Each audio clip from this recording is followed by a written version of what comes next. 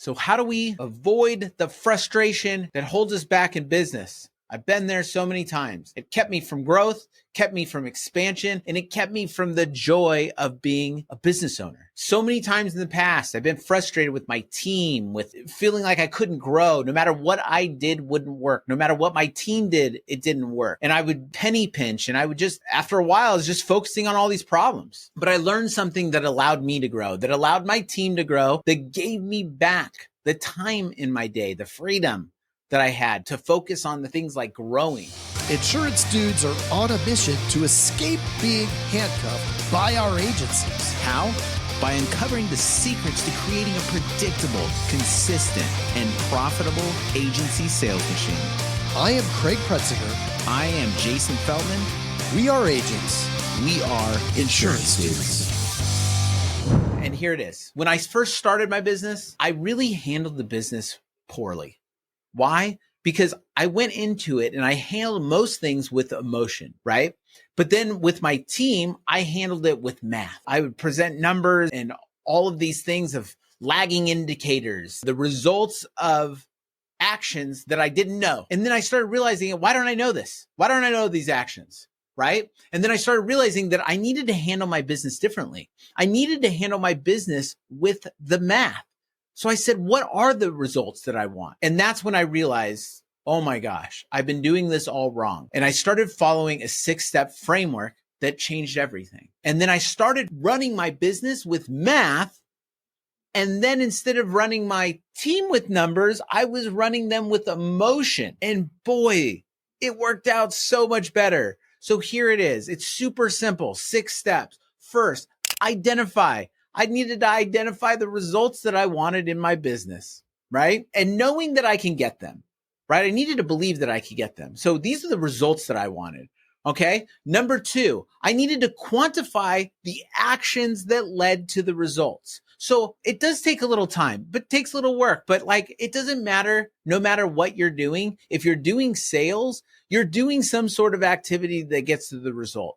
Even if you're the worst salesperson, you're still doing something, well, probably consistently, hopefully at least a little consistent, right? That gets you to that result. Even if it's one sale every month, you're doing something that leads to a result. So you need to quantify how many actions it takes to get to the result. So number 3 is, what are the total activities to get to the results daily for that person? So this really comes in handy when you're a business owner and you're hiring someone and you want a certain result from them.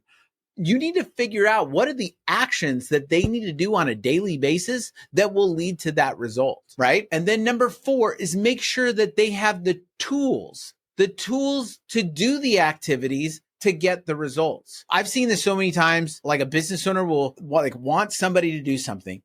The person's willing to do the activities, but they don't have the tools. Let's say it's leads, or let's say it's anything that they need to actually do the actions to get the result. So us as the business owner, we need to make sure that we provide them with those tools, and that those tools are always there for them every single day.